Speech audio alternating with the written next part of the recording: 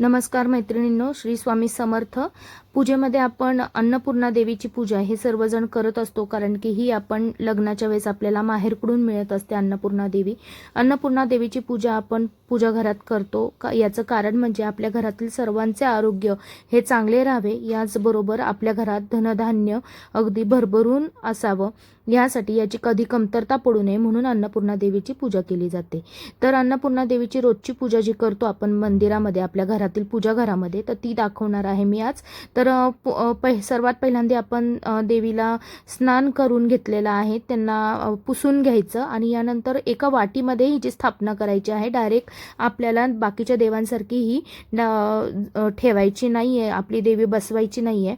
तर एक पितळाची वाटी किंवा तुम्ही स्टीलची वाटी घेऊ शकता. या वाटीमध्ये सर्वप्रथम आपण अख्खे तांदूळ घ्यायचे आहेत, त्यावर थोडेसे हळदी कुंकू व्हायचं आहे. त्यानंतर आपल्याला देवीची त्यामध्ये स्थापना करायची आहे आणि वरून आपल्याला तांदूळ तिच्या कमरेपर्यंत किंवा तिचे पाय बुडतील या अंदाजाने आपल्याला व्हायचे आहेत आणि पूर्ण गच्च भरून घ्यायची आहे वाटी.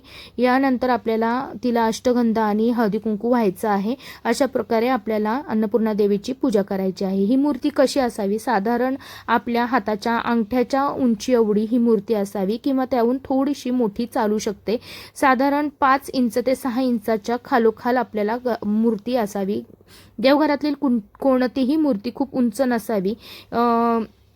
याचबरोबर आपल्याला पूजा करताना म्हणजे मनामध्ये आपण काही न आणता ही पूजा करायची आहे. यामध्ये जे तांदूळ असतात हे आपल्याला कधी बदलायचे? सगळ्यांना सगळ्यात मोठा प्रश्न असतो की तांदूळ कधी बदलायचे.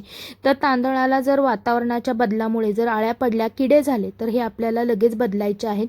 किंवा तुम्ही पौर्णिमा टू पौर्णिमा बदलू शकता किंवा तुम्ही आठवड्यातून एकदा सुद्धा तांदूळ बदलू शकता, कारण की आपण देवीची पूजा करतो त्यामुळे ओलसर हात जर लागला तर तांदूळ लवकर खराब होतात, चेंबट होतात. तर जर तुम्ही अगदी 4 दिवसांनी किंवा 8 दिवसांनी तांदूळ बदलले तरी चालू शकतं. याला काही असं हे नाही आहे की तेव्हाच बदलायला पाहिजेत म्हणून.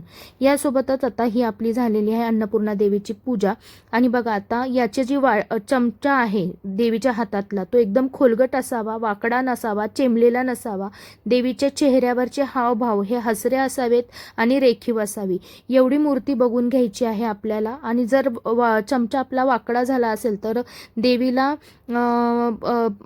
अभिषेक करून तिचं विसर्जन करा आणि नवीन देवीची मूर्ती आपल्या घरामध्ये स्थापन करा. यासोबतच आपल्या घरामध्ये कवड्यांची पूजा केली जाते. तर कवड्यांची पूजा हे लक्ष्मी देवीचं प्रतीक आहे. तर आपल्याला हे समुद्र मंथनातून कवड्या बाहेर आलेल्या आहेत. शंख शिंपले हे आपल्याला समुद्रात मिळतात.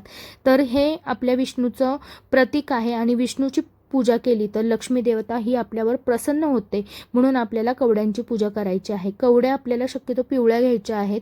जर पिवळ्या कवड्या मिळाल्या नाहीत तरी चालेल, साध्या कवड्या असतील तरी चालतील, पण ह्या कवड्या आता आपल्याला महिन्यातून एकदा अशा पद्धतीने पूजा करायची. यामध्ये आपल्याला गोमती किंवा विष्णू कवडी म्हणतो आपण, जी गोल गोल दिसते बघा तुम्हाला ती, आणि रेग्युलर कवड्या अशा 2 कवड्या दिसतील. विषम संख्येमध्ये कवड्यांची संख्या असावी पूजेमध्ये, 5, 7, 11 अशा पद्धतीने.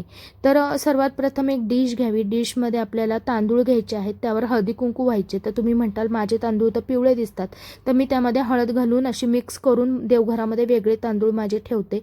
शक्यतो अख्खे तांदूळ वापरावेत, नसतील तर घरातील आहेत ते वापरले तरी चालतील. कवड्या आपल्याला पूर्ण अशा प्रकारे त्याचं क्रीमी टेक्स्चर करायचं आहे आणि त्यामध्ये बुडवून कवड्या आपल्याला अशा प्रकारे मांडायच्या आहेत.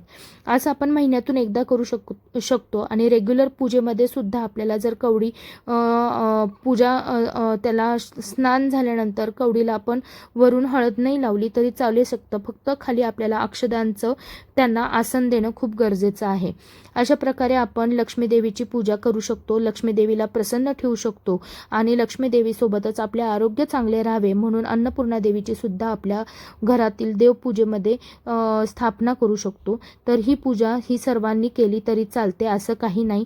आणि हे कवड्या आपल्याला कुठल्याही दुकानामध्ये, देवपूजेच्या दुकानामध्ये आपल्याला पिवळ्या कवड्या मिळतात. तुम्ही तिथं गेल्यानंतर त्यांना म्हणाला की मला पिवळ्या कवड्या द्या तर ते देतात.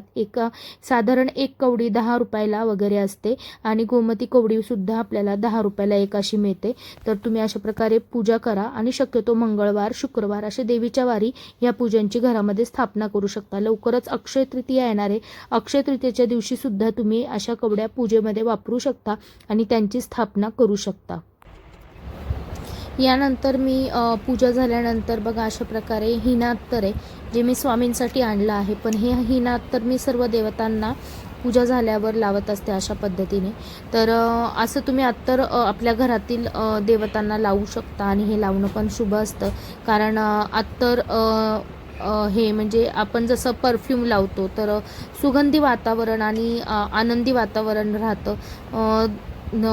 आपल्या स्वामी महाराजांना हिना अत्तर फार आवडतं. तर हिना अत्तर स्वामी महाराजांना तर मी लावतेच, यासोबतच सर्व देवतांना पण लावते. हे हिना अत्तर मी घरामध्ये आपल्यासाठी वापरत नाही, हे आपण देवघरातच ठेवायचं आहे आणि देवांसाठीच वापरायचं आहे. तुम्ही जर असं पर्सनल देवाला लावू शकत नसाल, प्रत्येक देवाला लावायला तुम्हाला एवढा वेळ नसेल, तुम्ही वर्किंग वुमन असताल, तर आपण जे देवाला अभ्यंग करायला जे पाणी वापरतो त्या पाण्यामध्ये हे हिना अत्तर तुम्ही थोडंसं मिक्स केलं तरी चालू शकतो. अशा पद्धतीने कलश स्थापना आणि माझी घरची रोजची देवपूजा झालेली आहे. तुम्हाला आजची माझी देवपूजा कशी वाटली मला नक्की सांगा. पूजा आवडली असेल तर आपल्या ओळखीच्या लोकांना माझा व्हिडिओ शेअर करायला नक्कीच विसरू नका. परत भेटू नवीन व्हिडिओमध्ये नवीन विषय घेऊन. तोपर्यंत श्री स्वामी समर्थ.